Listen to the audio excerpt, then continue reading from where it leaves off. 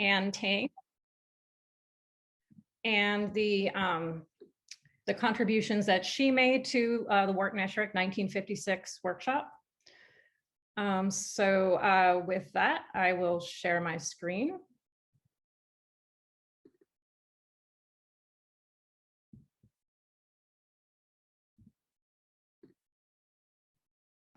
Okay. So the title of today's talk is Ting, Geometric Architecture and the Wharton Esherick 1956 Workshop. And so I'll talk a little bit about the early history of the building, how the building exists today, and also the museum's plans for opening it to the public.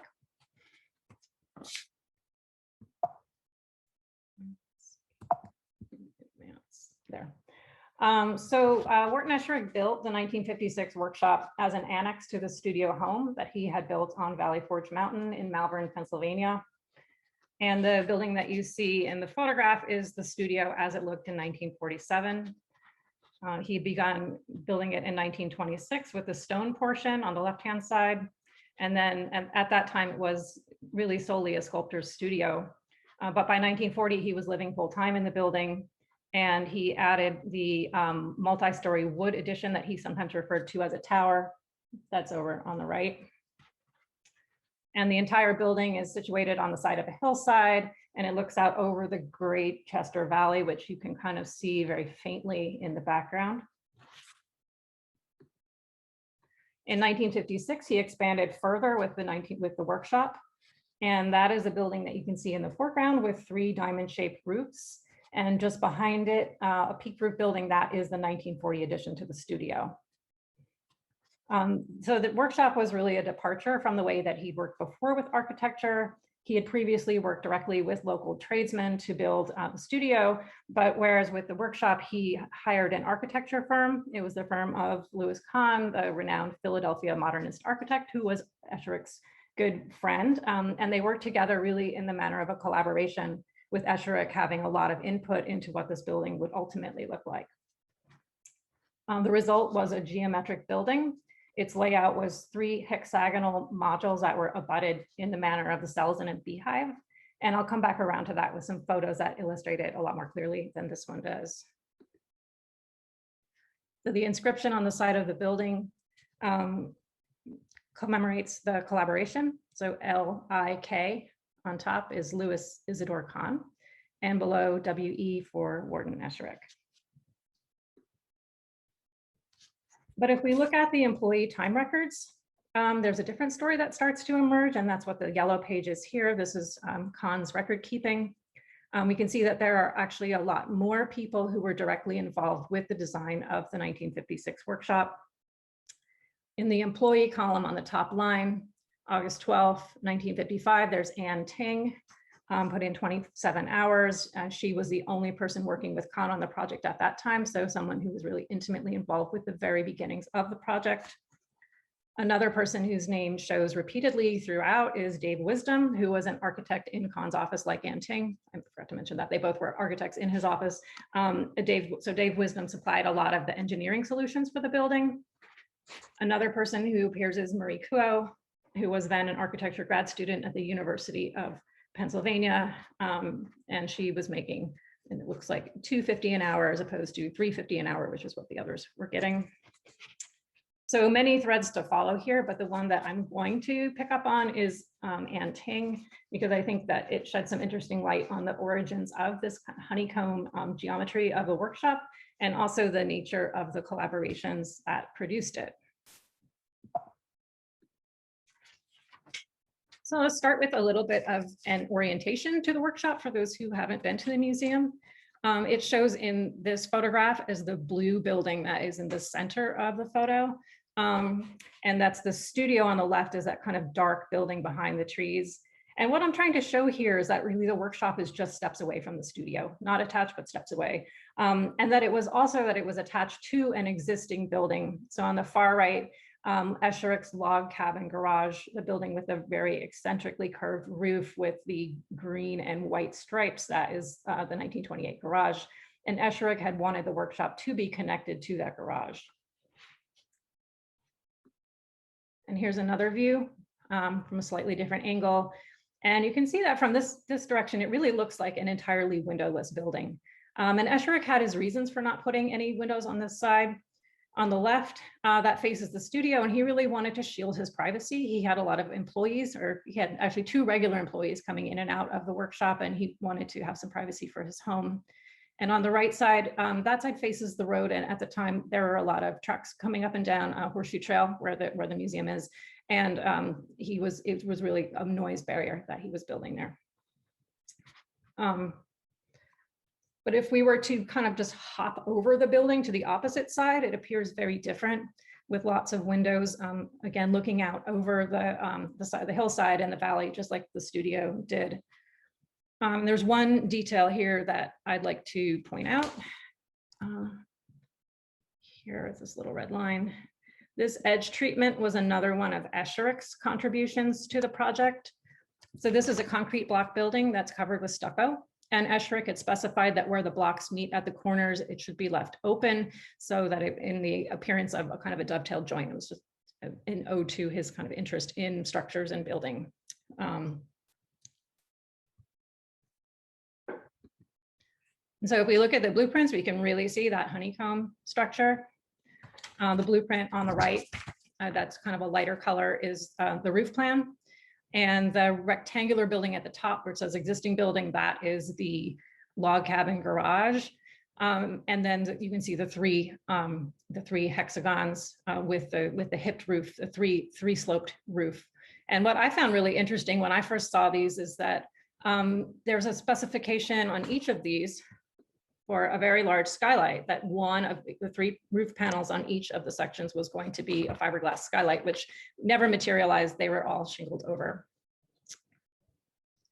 And then looking to the floor plan, we can zoom in a little bit to see the place where the log cabin garage joins to the workshop. It's here with this little wedge-shaped area.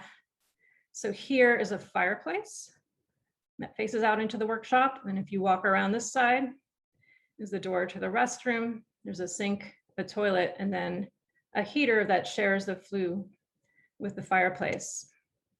And then the rest of the building is really just open. And that's one of the really interesting kind of engineering aspects of it, was that the building had a system of horizontal tension rods that would strengthen the walls so that they did not have to have any columns to support the roof. A lot of times with a big open building, there'll be columns interrupting space. But Kahn and probably Dave Wisdom had a lot to do with this, devised the system of tie rods that would, tension rods that would support the walls to hold the weight of the roof. And so I'm just going to trace where they are on here. So, oops. Do that. So like on this section, it would go from here to here, to here, to here, and then in this photo, you can see them. Here are the tie rods, or excuse me, the tension rods holding the walls. And then also we're looking straight into Esherick's fireplace in the workshop and seeing his tools in the workshop, and also the sunlight coming in through the windows.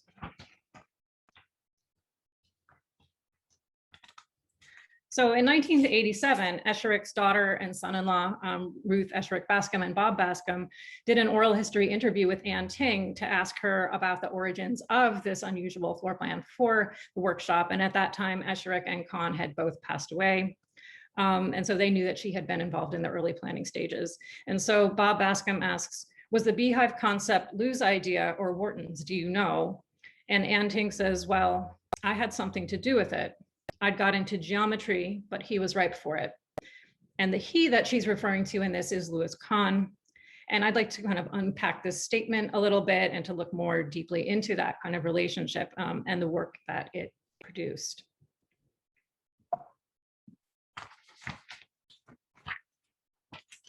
So Anne Ting started working for Louis Kahn in 1947. She was then a graduate of the Harvard Harvard Graduate School of Design, which was a really illustrious modernist program for modernist architecture. It was headed by Walter Gropius, who was a founder of the Bauhaus in Germany. She was one of the first women to be in the program, and one of the likely reasons that she was admitted, other than her as a woman, would have been because it was during World War II, and a lot of men had been conscripted, and they wanted to keep the program running, so they decided to allow women in. But after she finished, she had a lot of trouble finding work. She later recalled that a lot of her prospective employers would just say, we don't hire women architects.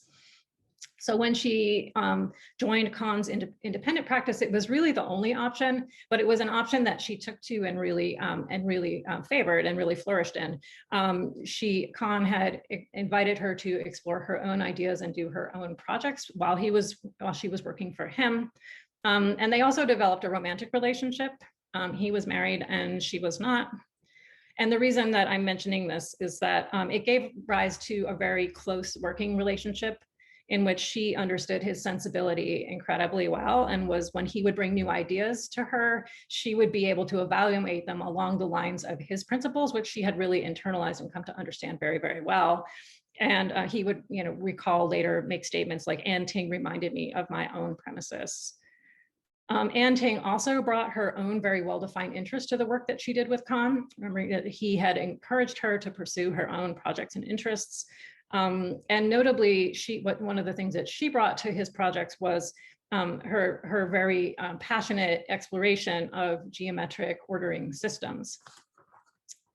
And so the photo that we're looking here is the Yale University Art Gallery, a project that Kahn did in 1953, and the ceiling is Anne Ting's design. So this is a reinforced cast concrete ceiling that shows Anne Ting's interest in Platonic solids. So what is a Platonic solid? A Platonic solid is a three-dimensional shape called a polyhedron, where all of the faces are identical in shape and size, and all of the angles and edges are also identical. So a cube is a very familiar Platonic solid. A tetrahedron is also a Platonic solid. And this little army of tetrahedrons we're looking at here is the formwork for the Yale University Art Gallery ceiling, formwork being the molds that would have been used to pour the concrete. So this is part of the mold for the concrete. So you can just imagine those little pyramids nested up into those negative spaces. And then Anne Ting would take this tetrahedral geometry to a much more intricate and complex design with her design for the city tower. And this was a project that she did with Louis Kahn as part of his design for a Philadelphia Civic Center. So this would have been an office building. And the model that we're looking at here was built by Professional Model Shop. But the initial model Anne Ting made, and she made on her own time because she felt it was experimental and she wanted to show Louis Kahn that this could be done. She called this an inhabitable space frame. And Kahn was very receptive and developed the project with her into this design that you see here. It was never realized, but it was extensively published and exhibited, getting a lot of favorable publicity for Louis Kahn. And Anne Ting was in some cases credited for her work, but in others not. So when we're looking at it and this side view, you can see the floors are kind of staggered so that a plan view would have to take that into account. And that's what this drawing is, with the different colors showing the layers of one floor atop another. So we're looking down on that same structure. And interestingly, it ends up being the form of a honeycomb. So we're looking here. This is actually a wasp's nest, but it's similar geometry.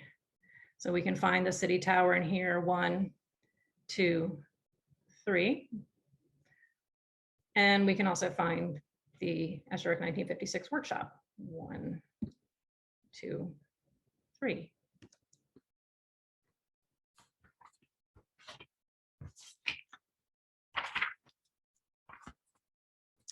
So another contribution that Anne Ting made to the 1956 workshop, in addition to its geometry, was a really well-developed sense of her own work in relationship to the design sensibilities of others. She was really, in short, an ideal collaborator. The project I'm showing here is the Walworth Ting house. This was her parents' house, and that addition that is going up was her design. It's another one of her inhabitable space frames, meaning it is completely based on triangles. It's entirely a geometric ordering system, but it also has a kind of the lines that speak to the architecture and does a nod to the architecture of the region, and the existing building here, with both of them having these peaked roofs. And for that kind of sensibility, she received an award, the honorable mention at AIA in Philadelphia. And so looking at this design, I see the work of two architects side by side. Each one holds its own, but they're also in a very kind of respectful relationship. And here's the finished product. And I can't help but compare that to the way the 1956 workshop works with the log cabin garage, that it wasn't a blank slate that they had. They were actually attaching to an existing structure, with each building having its own integrity, but coexisting in visual, spatial, and functional attributes. So whatever this might seem to imply about egalitarian collaboration and non-competitive environment, this was really not actually happening in Anne Ting's professional life at the time. In 1953, she discovered that she was pregnant with Kahn's child.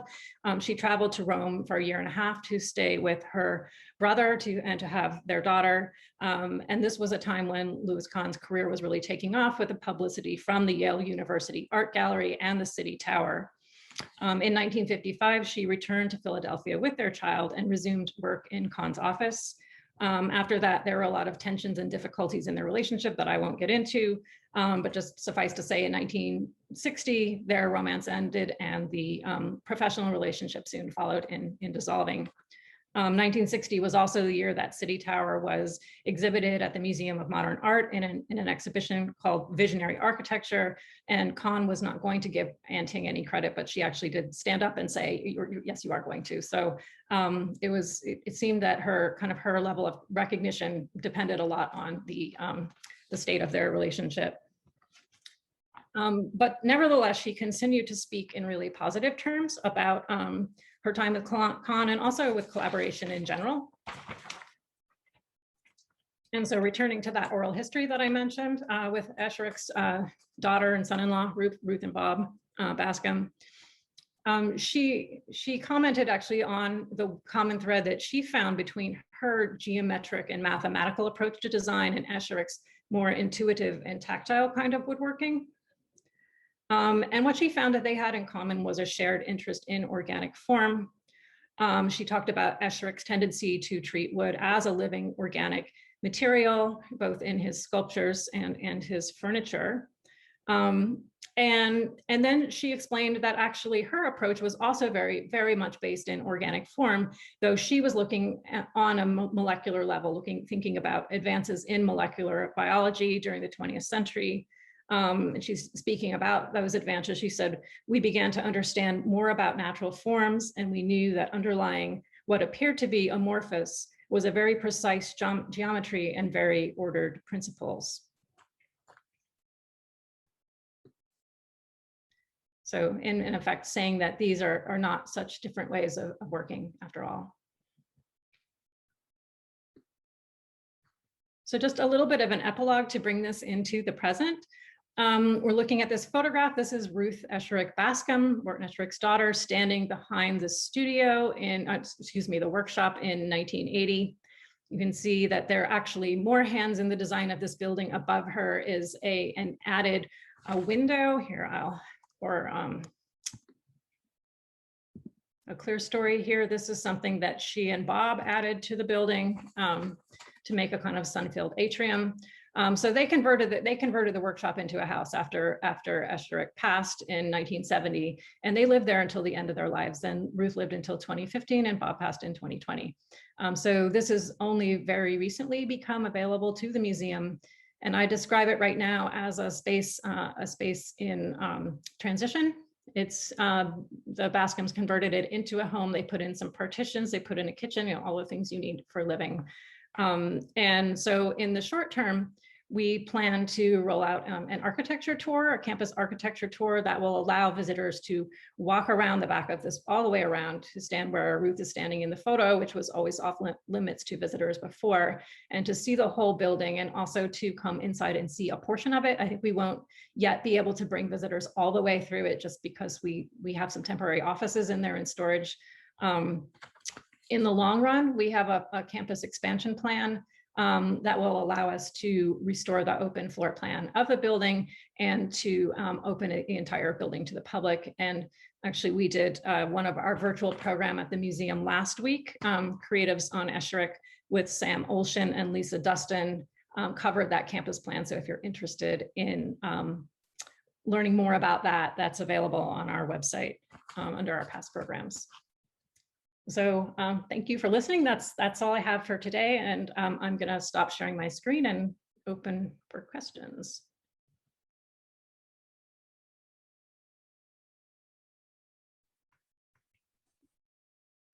Hi, Rob Leonard here. Hi, Rob. Thank you. Great presentation. It was very helpful, very informative. If I could share a little anecdote, I'd appreciate it. Yeah.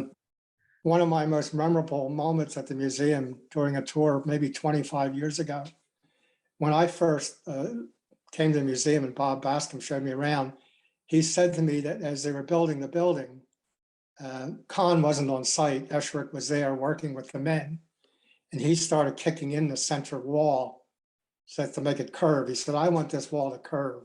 It had too much straight lines for his liking. How true that is, I don't know, but that's what I was told by Bob. So I would tell this on the tours, and people would get a chuckle out of it. Well, one time I was telling this story on the tour, and this woman just started laughing uproariously. I mean, she was just beside herself with laughter. I said, yeah, it's a fun story, isn't it? She said, you don't understand. My husband was one of the men that worked on this building, and he was a craftsman. And of course, Esherick defied all the rules of craftsmanship. And she said he would come home and said, this man is a lunatic. This building's going to fall down. I don't want to be any part of this. I can't take this anymore. She said every day he just agonized over how outrageous this was, what this man was doing to this building. But she said when it was all done, she said he brought me and our children up. We stood in the driveway and he said, look at what we did. So Esherick made converts, That's a great story, and yeah, it's true. It's one of those things that, it shows up much more strongly in person than in photographs. Those arched walls are really pretty dramatic. They don't show flat on, but when you walk around the building, you see those curves. It's almost like Esherick was quite literally bumping up against, Anne Ting's theories of this kind of mathematical architecture, right? Because someone builds it and that person has decisions to make. For her walls, I assume, were straight. Oh yeah. I mean, it was mathematical. It was a mathematically derived design. So yeah, but Esherick is hard to capture in with math. Holly, we did have one question about the skylights and why if we know why they got lost from the plans or dropped out from the plans. I have no idea. That was the first I'd ever heard of them, was when I saw the plans that was calling for, these large skylights, which exist in a lot of buildings of that era. I don't know why. It would have been a very different kind of building. And I know that, I work in that building now, and that we are constantly running away from the sun. We have to move to get away from the sun so that it's not on our computer screens. And I can only imagine if there were skylights, I think it actually would have been a very difficult building to work in if it had skylights in it. I agree. It would be very warm in there. If you've got any questions, feel free to unmute and ask or throw them in the chat. I'll make some comments or whatever. My name is Rob Coolidge. I'm an architect, and I graduated Penn in 1982. And both my parents were architects. My mother was in that first wave of women at Harvard Graduate School of Design. So she was a classmate of Anne Ting's. My father studied with Gropius there and then ended up teaching at Yale with Kahn. So then I went to University of Pennsylvania when it was time for me to go to architecture school, and I had Anne Ting for a teacher there. And it was kind of neat that, you know, during graduation and another instant was able to reunite my mother with Anne Ting, and they could compare life stories and stuff. But I thought one of the things you might enjoy seeing is this is homework from her class. It is all the Platonic solids inscribed in each other. It's Robert, did you post that on a blog somewhere? I feel like I've seen that. I did do, I use SketchUp, and I've put a picture of this in a thread on the SketchUp forum, as well as I rebuilt it in SketchUp as well. We call this a Ting toy, but I think that's a misappropriation. She did literally do a series of toys. Right. Proper But term. it fits anyways. That is fabulous. Thank you so much for showing that. What a wonderful artifact. Okay. Anyway, I thought I'd share that. She was wonderful to have as a teacher, and she was a character too. She was very much into Jungian psychology and Fibonacci series, and of course Platonic solids and all that kind of stuff. So, so I guess is archetypes what kind of holds all of that together? I suppose. We struggled to really get inside her head, but yes. She was also a juror. The one time I ever got an AIA Connecticut Design Award was 1999, and she was one of the jurors.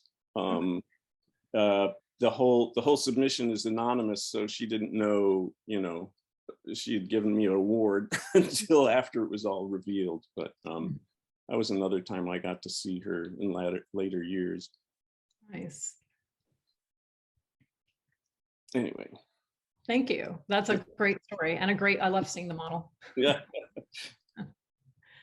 Oh, and so I graduated in '82. We have another decade reunion coming up. So in May, I'm coming back to Philadelphia for a reunion, and thought that would be a great opportunity to come by and see this if possible.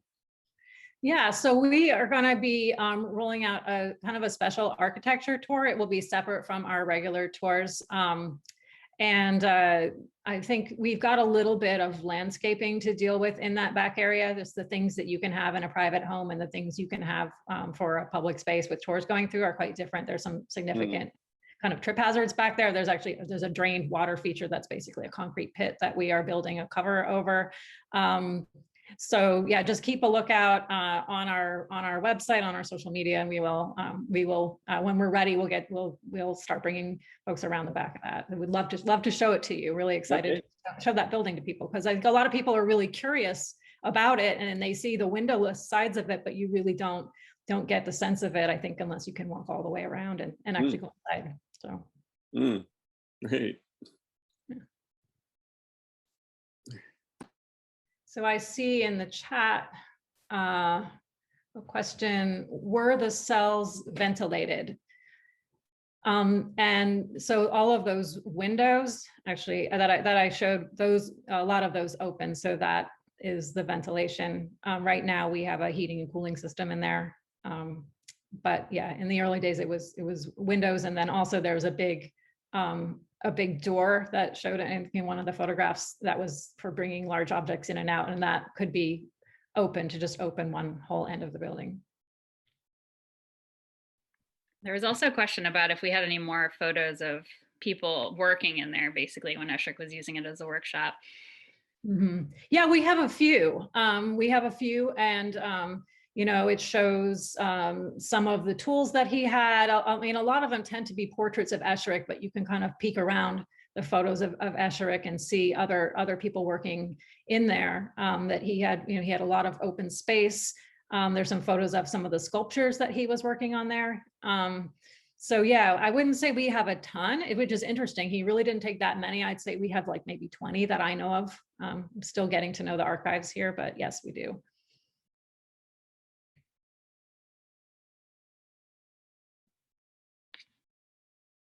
Are they available to the public website? Not yet, not yet. We have, right now, we have in our visitor center, we have an exhibition called Home as Site, which is on the architecture of the entire studio, the entire museum. So the studio and the workshop, and there are a few photos of the workshop there. I think there's one of it under construction and of it in use. So we have a very few of the tools that Esherick used in there. We have his homemade bandsaw that his cabinet maker, John Schmidt, made for him. But after Esherick passed away in 1970, his two employees, Bill McIntyre and Horace Hartshaw, continued working in the workshop. And the heirs to the Esherick estate gifted them almost all of the tools, which they took with them when the building was converted into a residence.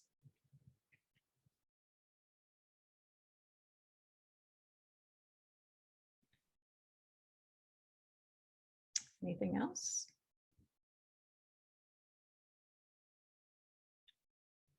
Okay. All right. So Larissa, I'll turn it back over to you. Great. Some If announcements. we don't have any more questions, I will wind this down. So I want to thank everybody for attending today. This was very fun. Thank you, Holly, for giving us so much fun information. As Holly mentioned, we do have an exhibit in the visitor center, Home as Site. There's a lot of information also on the website. So if you're not nearby and can't come see it in person, there's a lot of really fun stuff on the website. We will have another spotlight talk in April. It's not posted yet, but if you sign up for our emails, we will update you on that. And keep up with us all year because it's our 50th year and we have all sorts of fun programming ahead. And I will send out a recording of this tomorrow so everybody can rewatch it and share it with anyone that you think will be interested. So thank you all for coming. And until next time. Thank you. Bravo. Thank you. See you next time.